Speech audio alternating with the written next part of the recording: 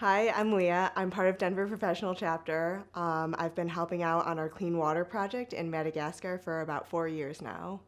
So I think going from the US to a developing country is really challenging. So for example, my background's not in water at all. And then going to developing country is just culturally challenging. So we've got both a technical and a cultural challenge. I think to go from the US, everything that you learn is applicable, but then you kind of have to throw everything out the window once you get like on the ground there. So from a technical perspective, um, in the US and like in a US engineering program, you're going to learn more about automation, about kind of skills that everybody generally has, and then you also have Google to always help you.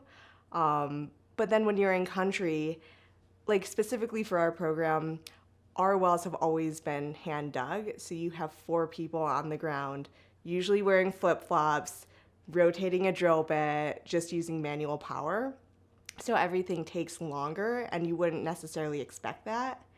And then in the course of it, when you're asking people to take samples, there's always a miscommunication of like what samples and when and how consistent and how repeatable, which is usually a given in the US, but not necessarily in a developing country. So my background is chemical engineering. So I've worked in chemical plants, and then I recently now work in data analytics. So I would say the biggest things that I've taken away are communication and consistency being core to this program. So our project is one of the most remote projects. So we're in the southeastern part of Madagascar. And so as a result, communication's really tough. Our village doesn't have internet. They don't always have phones or cell service. So when we get a message that something's gone wrong or something's not working well, the plan that we've developed is that the mayor or the water committee will contact an in-country NGO contact who will try and get a hold of us.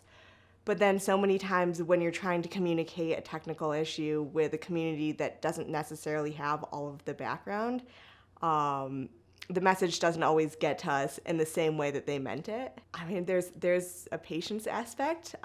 There's a communication back and forth, asking our NGO what their take is, given what they know of the community and the person giving the information. And then a lot of times we go based on the information that we have at the time, and we develop a plan. And then knowing that once we get in the village, whenever it is that we travel, we'll end up seeing what the issue is. But you kind of make the best plan that you can with the info that you have, and then knowing that it might change once you get to the village. Okay, so I think that there are 2 aspects going on, right? So I think having a pivot point is normal. Our team's actually in the middle of having a pivot point. So from a technical aspect, we've been having some well issues, a lot of communication back and forth of what's going on. Luckily, we have an engineer that joined our team a few years ago that has a background in hydrogeology, well drilling. So he recently traveled and was able to pinpoint that there's just a geology issue going on. So we have a pivot point from a technical perspective. But then culturally, I think having the right expertise is also, do you have people that can connect with people in the community, that can explain, that can listen, and that can break things down so it's understandable to both your translator and the community?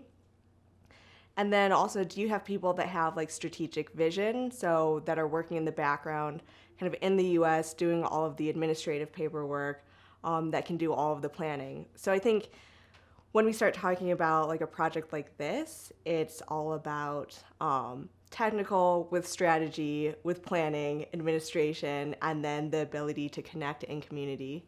So our project, we started in country in 2008, so well before my time. So my understanding of the community in 2008, our first village is a village called Albolna. And so it's not a governmental village, so it's run by the elders, and I think that they have one person called the king of the village. So they didn't have a clean water solution, no electricity, living in thatched huts, had never used a hand pump. So starting out, that's the level that we were working with. So I personally traveled in 2016. By that time, the village had 6 wells.